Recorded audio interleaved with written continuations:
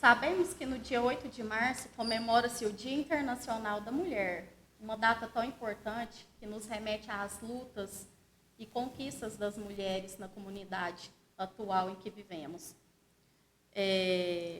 Hoje estamos aqui diante de mulheres de grande representatividade no nosso município e eu gostaria de agradecer a presença de cada uma, da primeira-dama, Thaís, também secretária municipal de governo, da professora Marimília Cunha, da ex-prefeita Maria Helena Alves Oliveira, uma mulher aí que tem grande representatividade na nossa sociedade, que inspira outras mulheres, e da Carmen, que está aqui representando a Bioenergética Aroeiro, uma empresa de grande renome aqui no nosso município. Sabemos que antigamente as mulheres eram estereotipadas, elas se dedicavam com exclusividade aos maridos, eram donas de casa, se dedicavam aos filhos.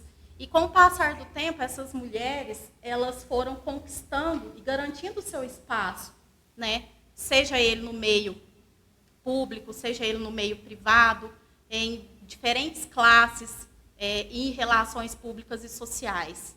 Primeiramente, gostaria de direcionar minha primeira pergunta à dona Maria Helena, que é ex-prefeita, já foi primeira-dama também, secretária de Serviço Social, vice-prefeita, secretária de Cultura, uma mulher que sempre esteve à frente do seu tempo, com muita competência, popularmente conhecida aí por essa competência. A senhora poderia contar para nós um pouco dessa sua trajetória, da sua experiência? Sim. Meu marido foi prefeito e eu, como sempre estive ao lado dele. E isso abriu assim, muitos conhecimentos para mim. Então, ele dizia que eu ajudava muito, que eu era parceira. E realmente, na realidade, quem ajudou foi essa dedicação que eu tive, que foi me formando, eu era muito nova, e foi me dando conhecimentos. Tá? Então, foi muito importante. Ele precisou de alguém para trabalhar com ele, porque antes o pessoal ia, a população ia no gabinete falar com o prefeito. A população carente. E ele me pediu para ir para o serviço social atender essas pessoas. E assim fizemos. E foi muito bom, porque foi ele, aí eu contratei um assistente social e nós fundamos o serviço social, que antes não tinha. E essa parceria que a gente tinha, ele gostava de trocar ideia comigo, do trabalho da prefeitura. Aí eu fiquei viúva e foi de um modo trágico. Ele foi assassinado. Um dos motivos deve ter sido política. Eu resolvi, porque no velório as pessoas passavam chorando, desesperados, pessoal mais carente. E agora, dona Maria Helena, o que vai ser de nós? Chorando, triste demais. E aí eu contei isso para o doutor Raul Belém, deputado Raul Belém, que éramos muito amigos e tudo. E o Raul Belém falou: Maria Helena, vocês foram muito dedicados e eu acho que a cidade não pode ficar sem atenção que eles tiverem sempre receber de vocês. Você deve se candidatar a prefeita. Falei: doutor, mas eu candidatar a prefeita? Não. Você pensa bem e você deve fazer isso. E realmente eu acabei resolvendo a me candidatar, porque era assim um desafio também para quem mandou fazer isso. Mataram ele, me matam então. Eu me candidatei. E se me matarem, tem meus filhos. E assim foi. Aí fui bem votada, concorri com mais 3 candidatos. fui muito bem votada, venci, né? E, na posse, eu disse a Deus: meu Deus, estou a seu serviço. Faça o que for necessário, ilumine-me e ajude-me. E eu acho que essas palavras Deus me ouviu e me atendeu, porque realmente não faltou quem me ajudasse, voluntárias, e a cidade ficou assim, em peso, voltada para o nosso trabalho. E deu muito certo. A senhora, enquanto atuante, né, ocupando uma cadeira no Poder Executivo, numa época em que o machismo era predominante, né, uma época em que gerava esse preconceito, a senhora teria alguma experiência a respeito disso? Algum preconceito que a senhora veio a passar nesse período? Porque a senhora ressaltou, né, que foi um desafio. Foi. O que a senhora tem a nos dizer a respeito disso? Olha, pior possível. Porque disseram até que eu havia encomendado a morte do Herodes. Então, isso, para mim, foi a maior tristeza. Por quê? Não por causa de mim, porque eu tinha consciência tranquila, e aquilo foi humilhante demais para mim e para os meus filhos, né? Mas quem não deve, não teme. Eu falei, Deus é Pai e Deus sabe, Deus é justo. E isso foi uma coisa assim tenebrosa, a falta dele, né? E ainda essa calúnia que arrasou assim com a gente. Mas eu nunca perdi a fortaleza, a esperança em Deus e em mim, no meu trabalho mesmo. E as portas se abriram, e desde o começo eu falava comigo mesmo, vai dar certo, eu vou, né? E tinha confiança. E, graças a Deus, passaram-se os anos e tudo, e eu realizei muito, e meus assessores, né? Porque a gente, quando entra num trabalho desse, a assessoria é muito importante também. E meu filho mais velho foi meu chefe de gabinete, muito novo ainda, mas muito inteligente, competente, já era formado. E nós trabalhamos. A população até hoje pede para eu voltar a ser prefeita, mas isso nunca passou pela minha cabeça. Eu estava mesmo fazendo um desafio. É um exemplo, né, de maturidade, né, competência, né, que teve aí representando o nosso município, né, durante um bom tempo. Agradeço muito a senhora pela fala. Gostaria de direcionar agora a minha pergunta a Thaís. Thaís, você que ocupa a posição de primeira-dama do município e tem um papel fundamental à frente da Secretaria Municipal de Governo, além disso, é uma mulher exuberante, forte, determinada, que muitas vezes toma decisões importantes diante das demandas do município. Poderia contar para nós um pouco dessa sua experiência e como que funciona esse olhar clínico de sensibilidade feminina? Amanda, primeiramente eu gostaria de agradecer o convite, né, de estar participando aqui desse podcast com essas mulheres maravilhosas e inspiradoras que estão aqui ao nosso lado, né? Uma iniciativa aí do nosso presidente Dalmo. Então, gratidão mesmo por eu poder fazer parte disso. E com relação à pergunta, Amanda, eu acho assim que não só a sensibilidade, como outras características genuínas, né, da mulher, como a proatividade, né, ser mais objetiva, mais direta, mais detalhista, contribui muito, né, para ela ser inserida no mercado de trabalho. Acho que é um diferencial.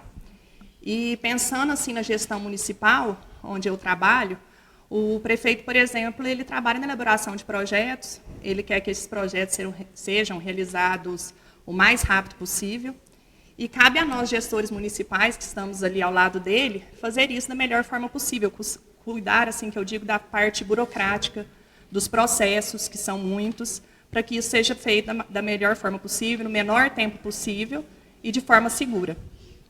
E eu lembro, quando o prefeito Neto, né, meu marido, me convidou para estar à frente da Secretaria de Governo, eu cheguei a pensar, gente, será que eu vou dar conta? Porque a gente tem assim, essa impressão de que essa Secretaria de Governo é tão importante, né? É uma coisa que parece ser tão pesada. Mas aí eu comecei a pensar assim, quais seriam as atribuições, né, dessa secretaria. E nada mais é do que estar ali ao lado do prefeito, ter os mesmos valores e princípios, né, de certa forma blindar, né, evitar que chegue maiores problemas até ele. E eu, por estar há 18 anos, quase 19 anos ao lado dele, ser esposa, eu imaginei, assim, quem sabe isso pode dar certo, né? E aceitei esse desafio. E outra coisa também que eu acho que me ajudou muito e contribuiu foi como ele me deu a oportunidade de, anteriormente, eu estar à frente de 2 secretarias, que foi Desenvolvimento Social e Saúde, que são 2 secretarias que são uma das mais importantes, né, numa prefeitura, fora educação. Então, ali eu fazia o atendimento direto do público, eu falava com as pessoas, eu pude extrair quais que eram as reais demandas da população, onde estavam as maiores falhas e que podia ser mudado. E, paralelo a isso também, por se tratar de secretarias que trabalham com diversos tipos de recursos, muitos projetos, obras, eu conheci um pouco também da parte administrativa, né? Principalmente assim, do setor de compras, licitação, que hoje é o coração de uma prefeitura. Então, quando eu cheguei na Secretaria de Governo, eu já trouxe comigo assim, uma bagagem, né, uma experiência que eu tinha tido em alguns outros setores da prefeitura, em como aquilo funcionava, e a partir daí eu podia ajudar até outros secretários. Então, hoje ali eu procuro ajudar no atendimento, né, tanto da população, quanto de fornecedores, vereadores, todos que precisam, né, do atendimento público. E uma outra experiência também, que eu acho que me ajudou muito, foi que eu estive à frente do Grupo Algar, né, lá eu trabalhava como gerente comercial. Trabalhei lá por quase 5 anos.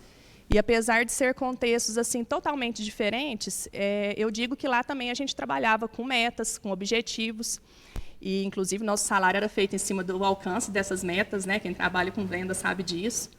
E a gente pôde trazer isso para dentro, um pouco para dentro da prefeitura, né? Hoje, todos os nossos secretários, eles trabalham em cima de metas, de objetivos que são definidos, que têm prazos a ser cumpridos, e isso facilita, né, uma gestão. E outra coisa também que eu lembro que, quando eu trabalhava lá, a pessoa mais importante para a gente era o nosso cliente, né? Porque a gente tinha que atender ele da melhor forma possível, entender qual era o problema, tentar resolver aquilo ali, para que ele ficasse satisfeito com o produto, né, que ele tinha, falasse bem da marca, né, e não procurasse a concorrência. E aí, pensando na gestão pública, eu falo que a população, a sociedade, hoje são nossos clientes, né? A gente também tem que prestar o melhor atendimento possível para a população. Eu falo que no menor tempo possível, porque hoje em dia as pessoas querem assim respostas rápidas, né? E para que eles assim falem bem, não falo assim do prefeito Neto, né? Mas a gestão municipal como um todo. E que tenham orgulho, né, de fazer parte, né, de morar em Tupaciguara, de serem cidadãos tupaciguarenses. Então é isso. Eu acho assim que cada dia é um novo desafio, né? A gente vai aprendendo. Graças a Deus nós temos uma equipe muito boa ao nosso lado. Falando assim também no papel de mãe, né? Que hoje eu tenho uma filhinha, né, a Pietra, de 8 anos. E esposa, né? Porque justamente por trabalhar ali lado a lado do marido, quase que 24 horas, às vezes é um pouco difícil assim separar, né, esse momento aí de casal. Mas eu falo que essa ausência também, que tanto o pai dela, né, como prefeito e eu ainda mãe como secretária, a gente não deixa de sentir um pouco de culpa, né? Porque eu falo que toda mãe carrega um pouquinho de culpa, né? Mas eu falo que a gente tenta fazer o melhor, né? No tempo assim que tem livre, a gente procura sempre estar com ela. Explicar para ela o porquê disso tudo, qual que é o nosso papel perante a sociedade, para que ela entenda que a gente está fazendo algo que é importante, né? Que assim tem essa ausência, mas que, paralelo a isso, a gente está construindo algo bacana e que lá na frente vai ser bom, inclusive, para o futuro dela, né? Então, eu falo que a gente tem que ter um jogo de cintura muito grande, né? Para saber separar essa questão de ser, trabalhar, né? Ter a vida em casa, né? Saber separar o trabalho de casa, ter essa vida. Hoje é um pouco difícil isso, mas a gente tenta fazer isso da melhor maneira possível. Thaís nos falou algo muito importante que nos remete ao papel da mulher na construção da sociedade, né, na qual estamos inseridos. Parabenizo sua fala e também me sinto representada como mãe diante da sua fala. E muito obrigada. Direciono agora, né, a minha pergunta a Marimília, professora, educadora. Você, né, Marimília, que é uma mulher forte, determinada, autêntica e espontânea, uma mãe exemplar, educadora e muito competente no seu ofício e representante da beleza feminina, conta para nós um pouquinho da sua história. Muito feliz em estar aqui, receber todos esses elogios, me sinto lisonjeada, viu, Amanda? Obrigada. E deixa eu te falar uma coisa, não é fácil ser autêntica, né? Isso eu já nasci, e para muitos isso atrapalha, né? Nossa, ela é muito autêntica, ela fala o que vem na boca, mas sou eu. Se não for autêntica, não sou eu. Sincera ao extremo, mãezona, amo, tenho um filho, apaixonada, né? Nosso futuro médico. E assim, educadora, amo o que eu faço. Lembro, quando criança, lá de Fidelis falou para mim assim, Marimília, o que você vai ser quando você crescer? Eu pensei, professora, tia Ladi, igual você, brava. Não, eu mesmo, tia Ladi, e tive isso em mente, foi crescendo, crescendo, e realizei um sonho, que Edilamar falava para mim o seguinte, a ex-prefeita, Marimília, você tem que ser ótima no que você faz. Como educadora, você tem que fazer a diferença. E eu acho que, como educadora de pré-alfabetização, eu fiz a diferença. Porque eu fiz, porque eu amo, eu gosto, eu faço com amor, com prazer. E quem sou eu? Sou filha do Zumar Neves, saudoso. Ai, que saudade! Filha da Neilda, irmã do Zumar Júnior, do Edmundo, mãe do Pedro Afonso, esposa do Rogério, né? Então, assim, desde pequena quis ser professora. Amo o que faço, amo. E outra coisa, cozinho super bem e faço uns quitutes maravilhosos, hein, gente? É isso. Marimília. Marimília, você realmente, eu acho que é a mulher mais autêntica que eu conheci até hoje. Muito autêntica mesmo. Agradeço a sua participação. Me sinto lisonjeada em estar aqui com todas vocês. Vou direcionar agora a minha pergunta, né, a Carmen. Carmen, você que vem representando a Bioenergética Aroeira, né, uma empresa de grande renome, que emprega vários colaboradores, inclusive colaboradoras, né, mulheres, na área agrícola. Além disso, desenvolve muitos projetos sociais. Como que está sendo a inclusão de mulheres nesse setor? Boa tarde, né, a todos. Primeiramente, eu quero agradecer, né, que para mim foi uma surpresa estar aqui. E eu aceitei o convite, sim, porque para mim é um orgulho muito grande trabalhar na Bioenergética Aroeira. Eu formei, né, em serviço social, sou formada em serviço social, em pedagogia também, viu, Marimília? Só que meu sonho era trabalhar nessa área social, tanto que eu consegui, né, entrar na Aroeira, trabalhar com projetos sociais. E a Aroeira tem um trabalho muito bonito, porque a gente preocupa muito com os nossos colaboradores, a gente preocupa com as nossas crianças, com filhos de colaboradores, com as esposas de colaboradores, e a gente traz muito benefícios para a cidade. A gente traz também cursos, né, para homens, para mulheres, valorizamos eles lá dentro da empresa, trazendo treinamentos. Inclusive, Amanda, hoje, a Aroeira tem mais de 1.000 colaboradores e a gente está aumentando muito o número de mulheres dentro da empresa, mulheres que nunca trabalharam em áreas, né, igual você citou aí da agrícola. Só para você ter ideia, foi muito emocionante. Eu faço visita também nas frentes de colheita, né? E eu já cheguei e já vi assim, até levei susto ali, como assim, gente? Mulher operando, né? Trator de transbordo, mulher operando caminhão de transbordo, mulher operando colhedeira de cana.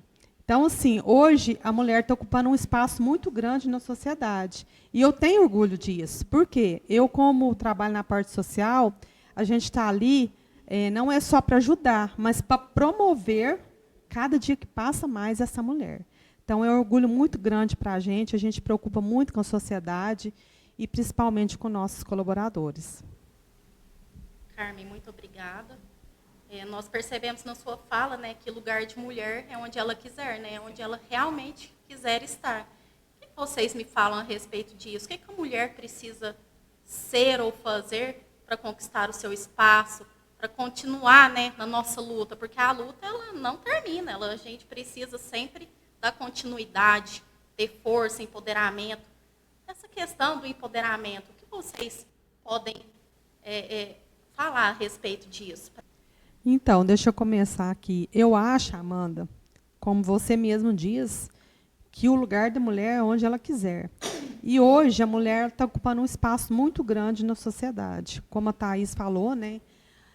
Eu também sou mãe, tenho uma filha, sou dona de casa, trabalho fora.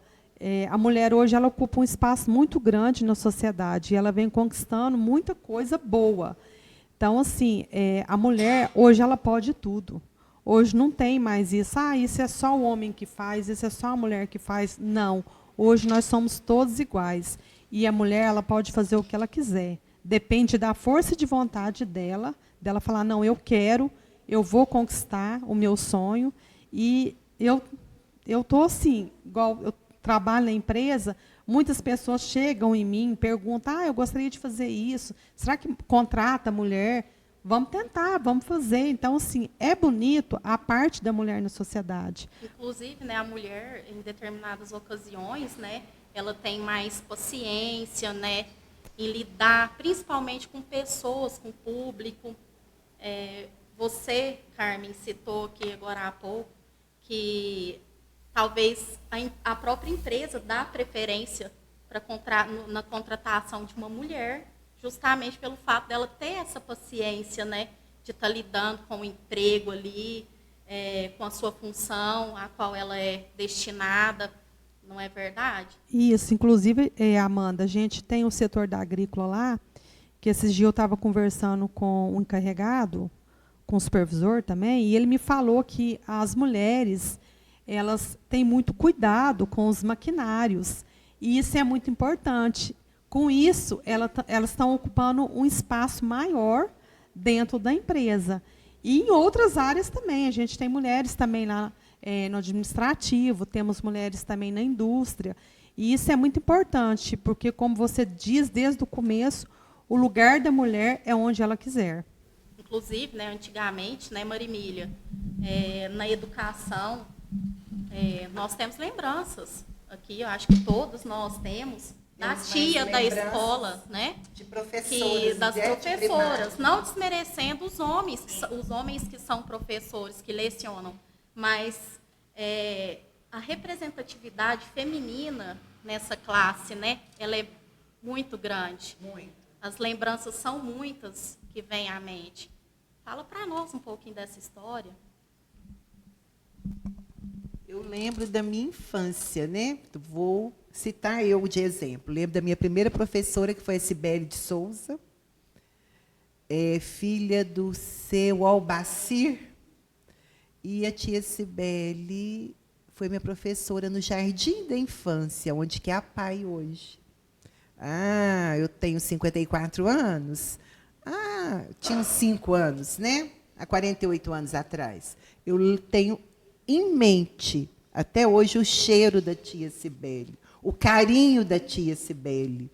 Então, assim, eu acho que nós, como educadoras, professoras, as primeiras, como eu fui, né? O pré, então, assim, tem lembranças boas. É onde que eu acho que a gente tem que fazer de tudo, para sempre essas crianças lembrarem da gente com carinho, com amor. Olha, eu vejo as meninas falam, tia, eu vejo aquelas moças já estão com filho, gente. Não, eu falo, não acredito. Então, eu falo assim, gente, é muito bom. Eu amo o que eu faço. Né? Então, isso é muito bom. Agora nós vamos para as considerações finais. Gostaria de pedi-las que deixasse para nós aqui uma mensagem para as mulheres que estão nos assistindo, de motivação. Eu gostaria de deixar uma mensagem. Eu acho o seguinte, que a mulher tem que ter amor, sensibilidade, ter um ideal. Por exemplo, uma mãe de família, ela tem que dar amor para os seus filhos, dar um exemplo de trabalho, né? De honestidade, tudo, e ensinar seus filhos a querer o melhor. Porque, às vezes, quando muito jovem, criança, mas a mãe é o exemplo, a mãe é que ensina o caminho, né? Então, eu acho muito interessante. Desejo a todas as mulheres que realizem seus ideais, né? E, através desse trabalho, desse percurso, sirva de orientação para os seus filhos, de exemplo para os seus filhos. Isso é muito importante. Ser mulher é muito importante. Eu quero deixar aqui o meu abraço a todas as professoras, que nós somos formadoras, né, de seres humanos, que começa tudo, né? O primeiro ano, pré, começa de nós, o ser humano. As crianças, para ser médico, para ser dentista, para ser professor, passam por nossas mãos. Então, eu quero deixar aqui o meu abraço a todas as educadoras e falar que vocês são muito importantes para o nosso Brasil. Parabéns. Beijo. Obrigada, Marimília.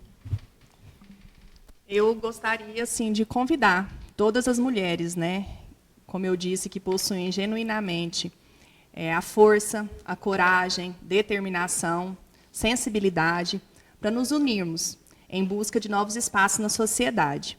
E tem uma frase que fala assim, que a mulher mais bonita é aquela mulher que apoia e protege outras mulheres. Então é isso, vamos nos apoiar, nos proteger, porque isso nos fortalece. Feliz dia 8 de março para todas as mulheres de Tupaciguara. Como todas falaram bastante bonito, né? Eu também quero desejar um feliz Dia das Mulheres, no dia 8 de março, e falar também que a mulher, ela é muito importante. Como se diz aquele ditado, por detrás de um grande homem existe uma grande mulher, né? E com certeza, gente, a mulher, ela é o esteio do homem, né? E que as mulheres continuam sendo fortes, conquistando o espaço cada vez mais e realizando seus sonhos. Então, quero desejar a todas de Tupaciguara, município, Brasil, um feliz Dia das Mulheres. Parabéns. Vamos entrevistar agora as mulheres representantes do Poder Judiciário aqui do nosso município. Gostaria de agradecer a presença da doutora Daniele Dias, da doutora Maíla e da doutora Ione, né? Doutora Daniele, que é juíza da comarca de Tupaciguara, a doutora Maíla, que é promotora de justiça, e a doutora Ione, que é presidente da OAB daqui de Tupaciguara. Vou direcionar minha pergunta à doutora Daniele, juíza da comarca de Tupaciguara, que representa muito bem a mulher no Poder Judiciário, um cargo que em outros tempos não era ocupado por pessoas do sexo feminino. Conta para nós, doutora Daniele, um pouco da sua experiência enquanto mulher à frente do Poder Judiciário e as suas eventuais dificuldades encontradas. Bom, boa tarde, né? Obrigada pelo convite. Obrigada, meninas, por estarem aqui do meu lado, né? Então, as dificuldades são as mesmas de todas as mulheres, aparentemente, porque ocupamos um cargo de poder. Às vezes as pessoas acham que seria diferente, seríamos mais respeitadas, mas não somos. Infelizmente, sofremos todos os preconceitos, os abusos, principalmente morais, por sermos mulher. Mas está mudando, né? A própria magistratura, e eu imagino que o MP também, né, doutora Maíla, estamos fazendo muitas campanhas para aumentar as vagas de mulheres nos cargos de direção, né, doutor Ione. E a luta é grande, é constante, e eu penso que deve partir de nós mesmos e do sentido de que a gente precisa se unir mais. Né? A hora que a gente consegue nos unir mais, a gente dá mais força para a gente conseguir conquistar os espaços e repelir os abusos. A mulher, né, ela pode ocupar qualquer espaço, né, seja ele público ou privado. As senhoras aqui presentes nos mostram isso, nos evidenciam isso, da competência feminina, que ela pode, sim, assumir cargos, né, de grande importância. Destino agora a minha pergunta à doutora Maíla. Com relação à violência contra a mulher, que é uma realidade tão atual em nosso país, como, por exemplo, ocorreu recentemente a fatalidade com a vereadora e presidente da Câmara da cidade de Juazeiro do Norte, Yane Brena, que foi vítima de feminicídio. Qual o seu posicionamento diante dessa temática, doutora Maíla? E qual a realidade da violência contra a mulher no nosso município? Bem, primeiramente também, muito boa tarde a todas e todos também que nos ouvem. Agradecer pelo convite, pela oportunidade de fala, né, e também, especialmente aqui, pela companhia das meninas que nos representam em tantos espaços, né, tantas que falaram antes de nós, como as que estão aqui, nós três. Acredito que temos todas as três, e também todas as que falamos, desafios nas nossas áreas. E isso é importante, essa representatividade, a oportunidade de sermos ouvidas também. Né? No que tange, então, à violência contra a mulher, que foi esse ponto que você me questionou, a visão que eu tenho é que ela está inserida no contexto social que diminui a mulher como um todo. Né? Nós temos essa situação que eu considero um fato, né? Embora existam vozes em sentido oposto, para mim é um fato de que a mulher ela é tratada ainda como uma peça inferior na sociedade. Né? Nós estamos em situação de avanço, na minha leitura, mas ainda em avanço, ou seja, não chegamos ainda numa situação em que as mulheres são tratadas de fato como iguais em todos os espaços, especialmente espaços de poder. E a violência, então, direta, a violência em termos de agressão física, psicológica, ela é um reflexo disso, ou seja, num contexto em que a mulher ela é considerada menos irrelevante, menos importante, a sua voz tem menos peso, muitas vezes a mulher vai ser sufocada nas suas vontades, nos seus desejos, pela violência, quando, enfim, essa vontade, esse desejo vai de encontro com a vontade normalmente masculina. Né? É muito importante que a gente perceba que essa violência contra a mulher, ela existe, na sua grande maioria, dentro de casa. Isso, para mim, já é um reflexo muito importante, porque a família, né, a casa, é o núcleo primeiro da nossa sociedade. Então, nós não estamos falando de uma violência externa apenas, mas de uma violência que começa com as meninas, né, com as crianças do gênero feminino, depois avança para a adolescência e também alcança, claro, as mulheres adultas. É muito importante também a gente perceber que, num grande número também de vezes, a mulher ela não se percebe violentada. Esse também é um fato que a gente pode considerar como realidade. Em vários momentos, você aponta para as mulheres, né, que sofrem violências, principalmente violência psicológica, as circunstâncias, né, existem vários estudos que vão demonstrando a ocorrência dessa violência, você vai tentando apontar e, na grande maioria das vezes, as mulheres não se percebem violentadas. Né? E isso também é um reflexo do tipo de sociedade que nós temos, né? Essa questão do machismo, do patriarcado, a história que nós temos e que ainda reflete muito na visão não só dos homens, isso é muito importante, né? Mas também das mulheres, sobre essa questão. Então, essa normalização de determinados atos contribui muito para o aumento dessa violência, né? Determinadas atitudes que são consideradas normais, na minha visão, precisariam ser revistas para que a gente tivesse uma mudança. Tupaciguara não está fora da curva. Tupaciguara é uma cidade com altos índices de violência contra a mulher. De novo, em todas as suas esferas, não só a mulher adulta, mas também nós temos na comarca um alto índice de violência, principalmente de natureza sexual, contra crianças, meninas, né, e adolescentes. Então, na minha perspectiva, até por experiência, um índice realmente alto, né, até em comparação com outros locais em que eu já tive a oportunidade de trabalhar. Então, eu vejo como uma temática que realmente precisaria ser vista, talvez, com mais prioridade pela comunidade como um todo, pela sociedade, pensando aí que as mulheres, eu gosto muito de fazer essa ponderação, as mulheres, elas são a maior parte da população.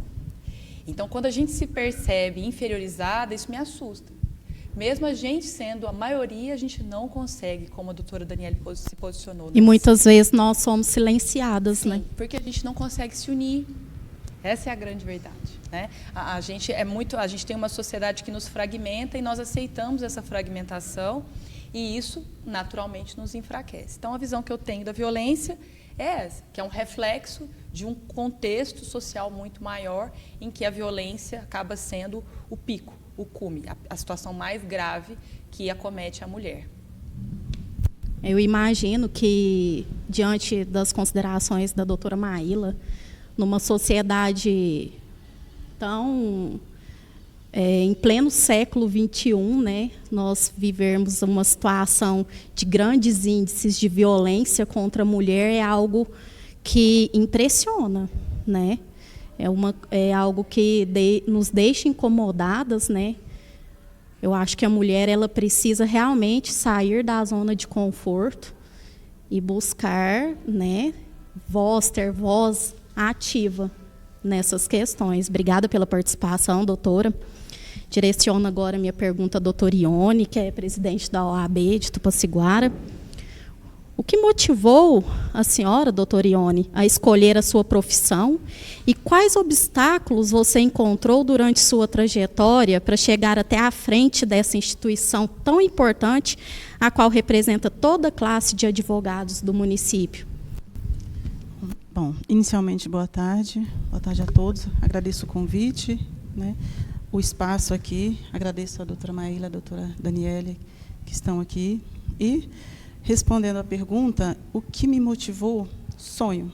Desde criança, desde os 12 anos, como eu sempre fui de brigar por aquilo que eu queria, não aceitar muita coisa e ver uma injustiça, eu ia atrás, eu reclamava na escola, eu defendia aquele que eu entendia que estava prejudicado.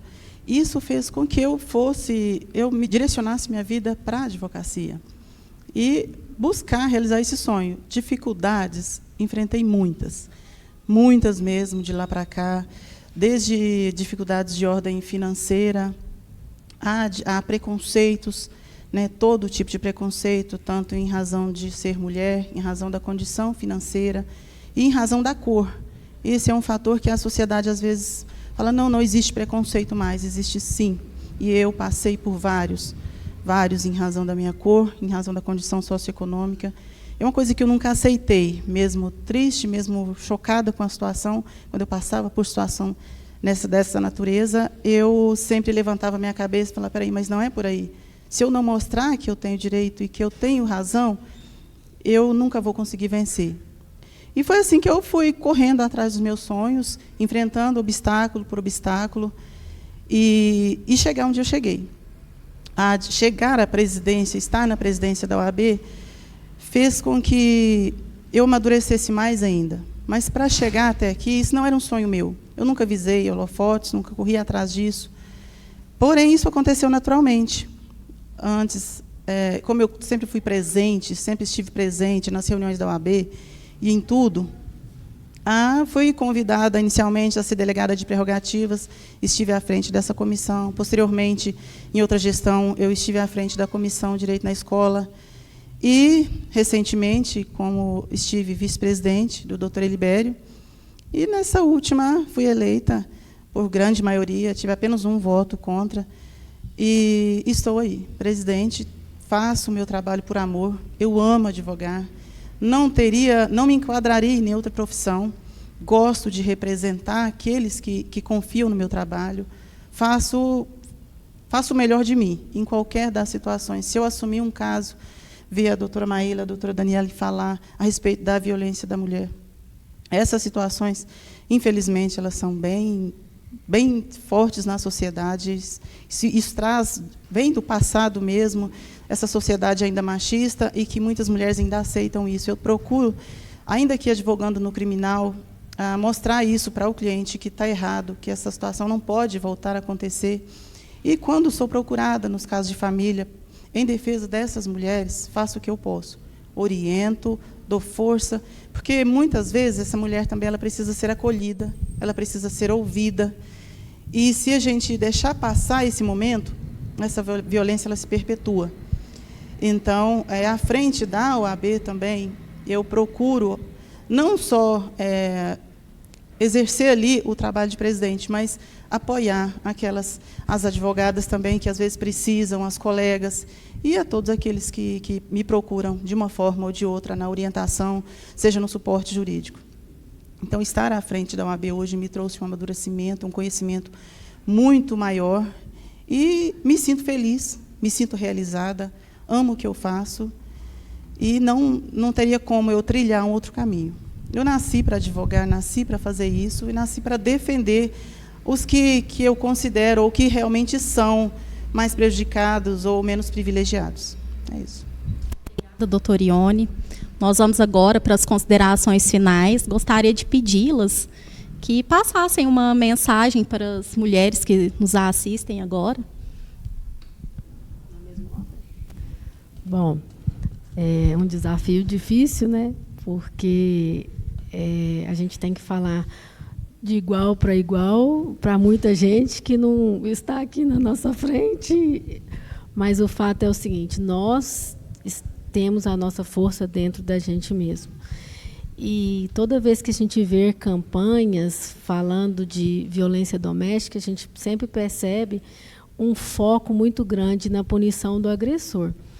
E eu entendo assim, o agressor realmente precisa ser responsabilizado, mas a gente já viu que só responsabilizar o agressor não é a solução.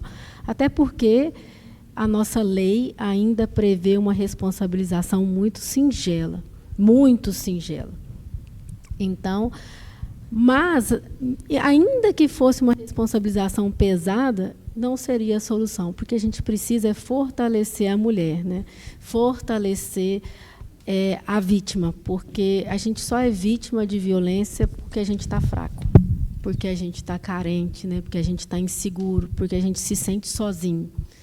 Hoje eu falei para as meninas lá de uma das escolas municipais da cidade, falei para elas, olha, vocês estão numa fase de pré-adolescência, de que é natural querer falar que a mãe não sabe nada, que a avó não sabe nada, que os adultos não sabem nada. Mas vocês estão colocando numa situação de risco enorme, porque se a gente, na hora que está se formando, na hora dessa pré-adolescência, na hora que fica sujeito à violência, se a gente não tiver um adulto, uma mulher adulta em quem nos apoiarmos, nós vamos nos sentir fragilizadas e aí entrar no contexto da violência sem conseguir sair dele. Então, até elas falaram, né, eu perguntei para a turminha, o que eles gostavam de fazer no intervalo era fazer fofoca. Eu gastei um tempão falando, falei, gente, fofoca só fragiliza. Fofoca diminui. Fofoca deixa a gente inseguro, né? Fofoca acaba com a autoestima, acaba com o alto valor. E quem não tem autoestima, quem é carente, quem não tem companhia, quem está sempre com medo do julgamento dos outros, está diretamente sujeito a ser violentado. Então, nós precisamos mudar esse contexto. Nós temos que mudar o contexto da desunião, da crítica e do julgamento para o contexto do acolhimento, como a doutora Ione falou, do cuidado. Nós temos que nos apoiar, nos ajudar. Quando se tivermos contato com a vítima de uma agressão, ao invés de olhar, nossa, mas larga de ser fraca, mas que, né, a gente trabalha na justiça, o que a gente mais ouve é isso. Nossa, mas a gente foi e prendeu, os próprios policiais falam muito disso. Esses dias fiz a reunião com eles e falei, não, vocês têm que parar de repetir essa história. A gente foi lá e prendeu, ela voltou porque ela não tem condição de fazer diferente, porque ninguém a apoiou para fazer diferente. Ninguém deu um abraço, ninguém chorou junto, ninguém deu assistência, né? Só julgamento, só olhou com cara, você, não é possível que você concordou com isso, não é possível, né? Só olhando com o olhar de deixa de ser fraca.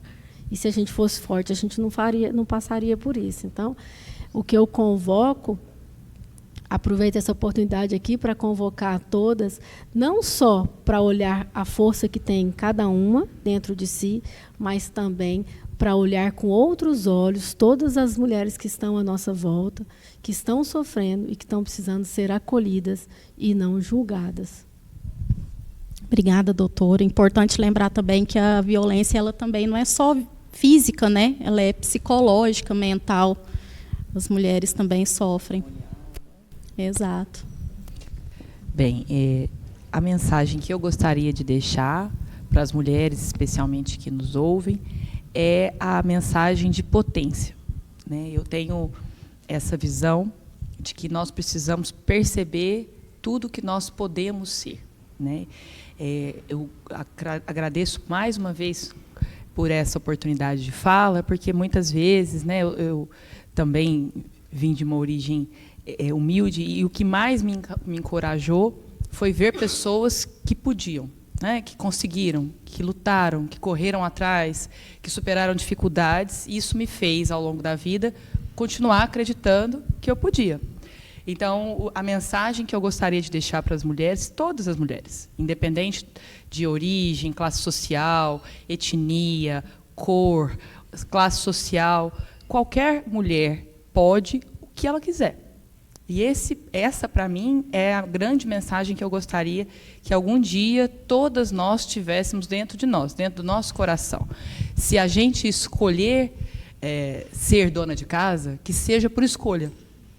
Se a gente escolher ser advogada, juíza, promotora, enfermeira, médica, assistente social, que nós sejamos aquilo que nós escolhemos. Isso eu estou falando no rol das profissões, mas se nós escolhermos ser uma mulher que viaja, uma mulher que veste vermelho, uma mulher que veste preto, uma mulher que bebe no barzinho, uma mulher que joga futebol, sinuca, o que nós escolhermos ser, que nós possamos ser. Então, essa seria a mensagem que eu gostaria de deixar hoje para as mulheres, e insisto, na minha visão, isso passa pela nossa união. Concordo plenamente com a doutora Daniele. E tem uma frase que eu gosto muito, é que juntas podemos tudo, juntas nós somos flecha, mas juntas também nós somos arco. Então, essa seria a minha mensagem, eu agradeço mais uma vez. Obrigada. Bom, a mensagem que eu gostaria de deixar para todas as mulheres é que, como já dito pela doutora Maíla, pela doutora Daniele, nós precisamos nos unir. Nós somos capazes, nós precisamos de assumir quem somos, assumir a nossa postura, assumir as nossas vontades, não nos calar diante das dificuldades ou diante das violências, sejam elas psicológicas ou físicas. A mulher tem que se empoderar, ela tem que saber que ela tem espaço. Como dito pela doutora Maíla, nós somos a maioria. Então, basta que nós entendamos isso. Nós somos, nós podemos, a gente pode ser quem a gente quiser. Podemos estar onde quisermos. Basta que levantemos a nossa cabeça, que nos esforcemos, nada vem de graça, é lógico. Porém, tudo é possível, tudo. Primeiramente Deus, mas abaixo de Deus nós podemos tudo. Nós somos a maioria, nós podemos chegar onde quisermos, podemos assumir a profissão que quisermos, ou até mesmo ficar em casa, desde que seja essa a nossa vontade, desde que isso nos faça feliz. Então, que temos que nos unir e nos empoderar cada vez mais. Muito obrigada, doutora Ione. Feliz Dia Internacional